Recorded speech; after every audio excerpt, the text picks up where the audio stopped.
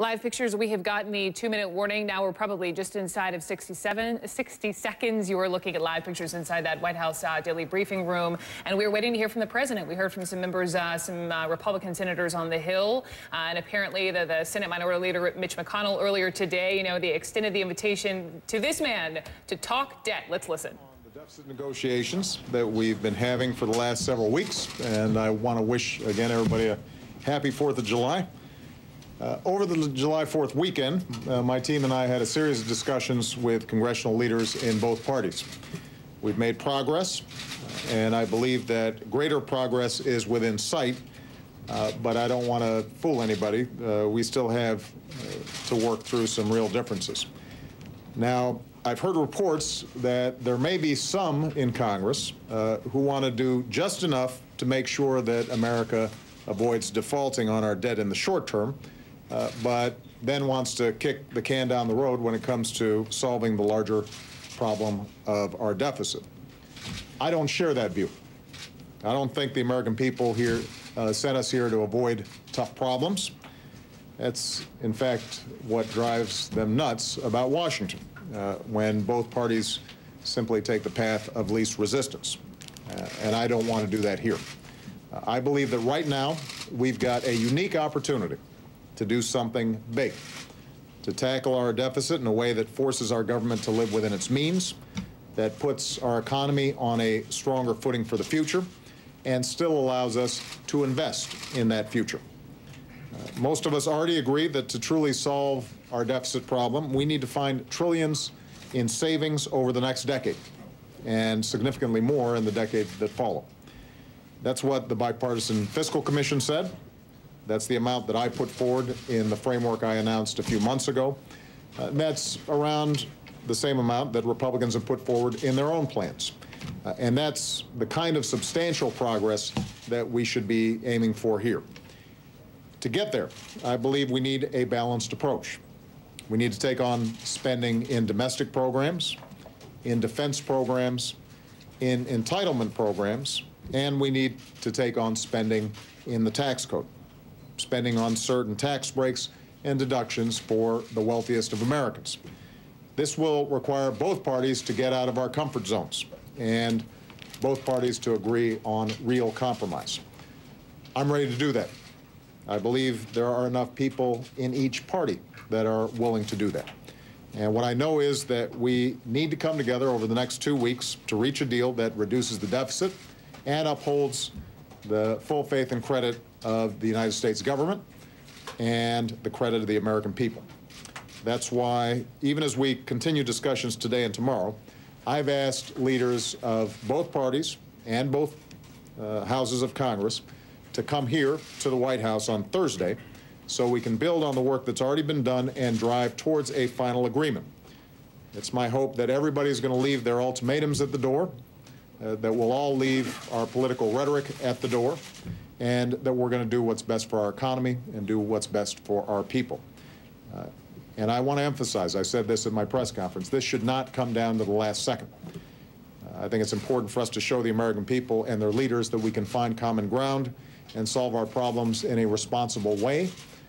We know that it's going to require tough decisions. I think it's better for us to take those tough decisions sooner rather than later. That's what the American people expect of us. That's what a healthy economy is going to require. That's the kind of progress that I expect to make. So I promise I will keep you guys updated as time goes on. All right?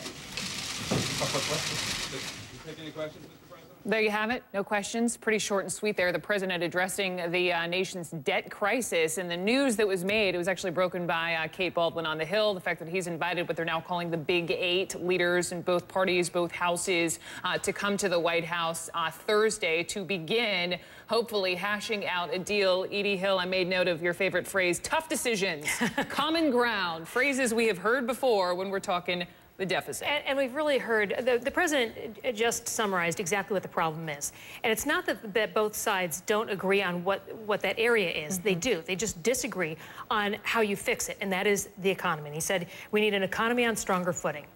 Obviously, Democrats, by and large, believe that that comes from taking away some tax breaks that have been given to people companies, corporate jets. I mean, it's minuscule, but it's tossed in there and it sounds good.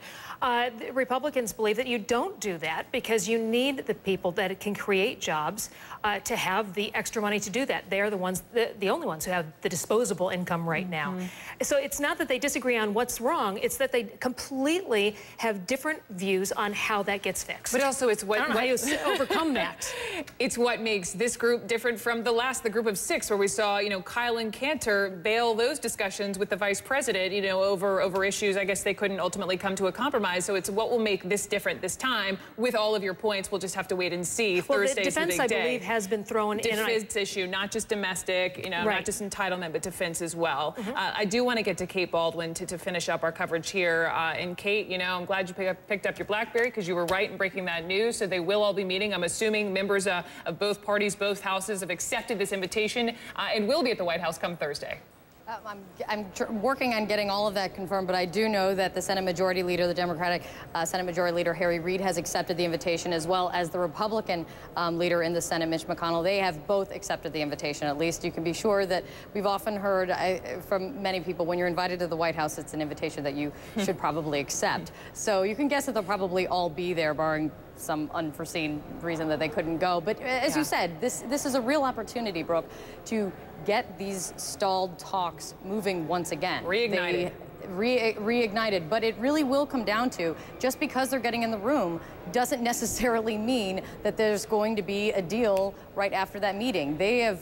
Republicans and Democrats on both sides of this have really been dug in over the past several weeks on this issue of taxes. And as we saw last week, it got pretty contentious on the Senate floor, with some real political theater over these corporate tax breaks and things like that we've been talking so much about. So it's going to take, it's going to be a pretty bitter pill on both sides for what may ultimately have to come together for them to accept, all with the eye towards 2012 and everyone having to face, an election season, which is why a lot of this has heightened the rhetoric, if you will, a little bit. But we'll have to see what comes out of that meeting, Brooke. Politics pervasive through all these talks, I'm sure. Both parties guilty there. But this is a symbolic gesture, everyone coming forward.